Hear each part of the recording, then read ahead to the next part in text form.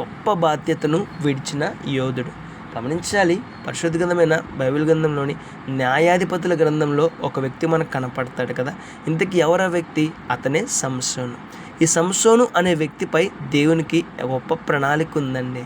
ఒక బాధ్యతతో దేవుడు సంసోనును ఈ భూమిపైకి తీసుకొచ్చారు. ఏంటి ఆ బాధ్యత? ఇశ్రాయేలీయులను ఫిలిష్తీయుల చేతుల నుండి రక్షించాలి, విడిపించాలి. సంసోను దేవుడిచ్చిన బాధ్యతను నెరవేర్చవలసిన వాడై ఉండి దేవుని బాధ్యత నుండి బయటకు వచ్చేస్తాడు. తన సొంత ఇష్టాన్ని జరిగించుకోవడానికి ఇష్టపడతాడండి. అలా జరిగించుకోవడం ద్వారా గొప్ప నష్టాన్ని పొందుకున్నాడు. మన జీవితంలో కూడా లోకంలో ప్రతి ఒక్కరికి ఒక బాధ్యతను దేవుడిస్తారండి. ఏంటి ఆ బాధ్యత?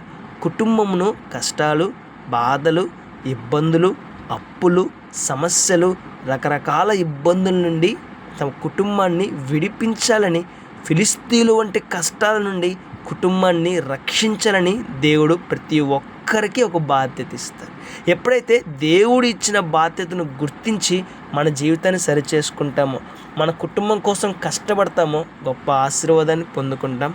అలా కాకుండా మన సొంత ఇష్టాలను నెరవేర్చుకుంటూ, మన సొంత ఆనందాలు నెరవేర్చుకుంటూ, మన ఇష్టానుసారంగా జీవించినట్టయితే ఆశీర్వాదానికి బదులుగా నష్టాన్ని పొందుకునే ప్రమాదం ఉంది. సంసోను కూడా అలానే పొందుకున్నాడు కదా. మరి మన జీవితం ఎలా ఉన్నది? దేవుడిచ్చిన బాధ్యత అయిన కుటుంబాన్ని మనం పోషించుకుంటున్నామా? కుటుంబ బాగోగులు చూసుకుంటున్నామా? కుటుంబ క్షేమమును ఆలోచన చేస్తున్నామా? ఒకసారి ఆలోచన చేద్దాం, మన జీవితాన్ని మార్చుకుందాం. సంసోను చేసిన ఆ తప్పు మన జీవితంలో జరగకుండా జాగ్రత్త పడదాం. May God bless you.